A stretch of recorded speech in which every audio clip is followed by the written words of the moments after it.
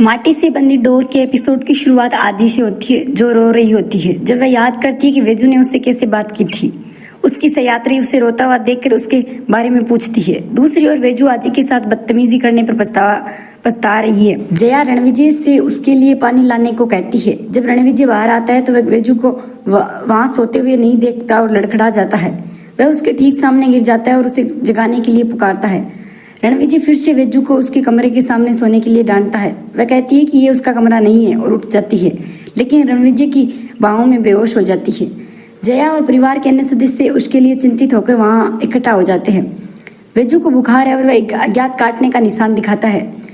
जयकांत वेजू को राणा और जया के बीच आने के लिए दोषी ठहराता है, लेकिन वसुंधरा उसे डांटती है और उसे जाकर सोने के लिए कहती है। वेजू उसके लिए माफी मांगती है, लेकिन जया कहती है कि वह उसका ख्याल रखेगी। वेजू घर छोड़ने का मन बनाती है। वह जया को अपने कमरे में जाने के लिए कहती है। जया वेजू के चारों ओर अपना घूंघट लपेटती है। जया रणविजय से कहती है कि वेजू बीमार है, उसे उसके साथ रहने की जरूरत है। रणविजय सोने के लिए संघर्ष करता है, जबकि वेजू अपना सामान छोड़ने के लिए पैक करती है। रणविजय वेजू को नोटिस करता है, लेकिन धुंधले कांच के कारण उसे एहसास नहीं होता है कि ये वेजू है। वेजू रणविजय के घर की अपनी यादों को याद करती है और दरवाजे चौखट छोड़ देती है। जया तैयार हो जाती है और रणविजय उसके साथ रोमांटिक हो जाता है। वह उससे चिढ़ाती है और कमरे से बाहर निकल जाती है। वेजू जब बस स्टॉप तक जाती है और शादीशुदा जोड़े को देखकर दुखी होती है। टिकट काउंटर पर वह झुमरी पाटन के अलावा कहीं और टिकट देने के लिए कहती है। जया सभी परिवार के सदस्यों से आशीर्वाद लेती है।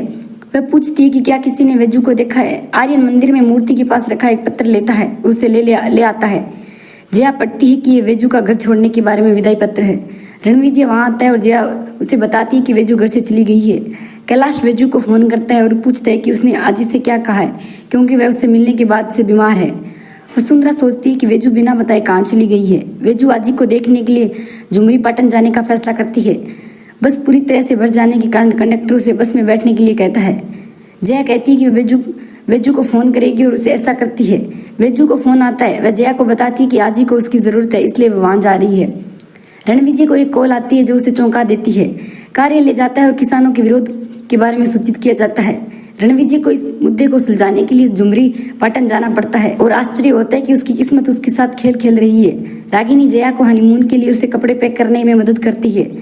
रणविजय जया को फोन करता है और उसे सूचित करता है कि उसे गोवा की योजना रद्द करनी होगी और कहता है कि उसे इस मुद्दे को सुलझाने के लिए झुमरी पाटन जाना होगा। जया उसे वेजू और आजी से मिलने के लिए कहती है, अगर वह वहां जा रहा है तो।